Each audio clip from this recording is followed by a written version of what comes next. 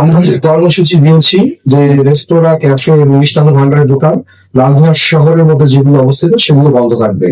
যদি আগামী আজকে রাত 12টার মধ্যে অপরাধীদেরকে শনাক্ত করা না হয়, তাহলে আগামীকালকে থেকে অনির্দিষ্টকালের জন্য লালমিয়া শহরে সকল রেস্তোরাঁ বন্ধ থাকবে।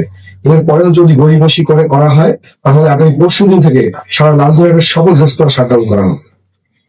আমরা টাকা দিয়ে খাই না, আমরা পরোটা দিলাম, পরোটা দিল না। দাদা আবার বললো থামা, তো পরোটা দিচ্ছি, পরের খোলায় নাম দিচ্ছে, আমরা পরোটা তোকে দিব। হয় বলতেছে না হবে না, আমাকে পরোটা কেন দিল না, আদার চোদরা এরকম গালাগালি ইউজ করছে। তারপর আবার শাটার, দোকানে শাটার ফেলা বেড়া, দোকান করতে পারবি না। তারপর বলতেছে দেখ আমি তোদের দোকান বন্ধ করার জন্য, দোকানে কি করার জন্য, মানে সন্ত্রাসী হামলা, অতর্কিত হামলা চালানোর জন্য যে পরিকল্পনা ছিল, ওই পরিকল্পনা ওরা পরিকল্পনা করছে।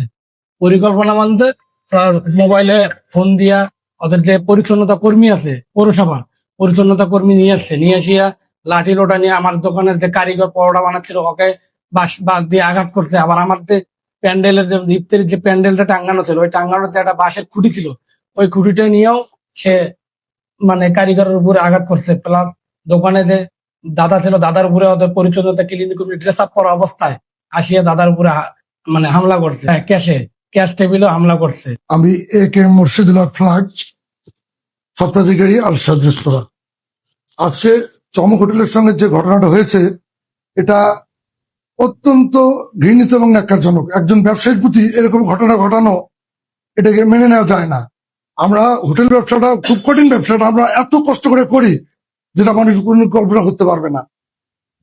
আজকে আমাদের যে কথাটা আমার সেক্রেটারি বললো যে আমাদের ছোটখাটো ভুল ত্রুটি থাকতে পারে, সেটার জন্য ব্যবস্থা নেওয়ার মতো জায়গা আছে, কিন্তু আজকে কেউ এসে এই ধরনের ঘটনা ঘটাবে, এটা আসলে মেনে নেওয়া যায়। পৌরসভার ডিডিএলজি মহোদয়কে জানানো হয়েছে, আমি তার সাথে কথা বলেছি এই বিষয়ে। উনি বলেছেন যে এই বিষয়টা দেখবেন। আমরা সময় দিয়েছি যে আপনারা দেখেন, একটা সুষ্ঠু তদন্ত করা হোক, প্রকৃত অপরাধী যারা তাদেরকে চিহ্নিত করে দৃষ্টান্তমূলক শাস্তি দেওয়া।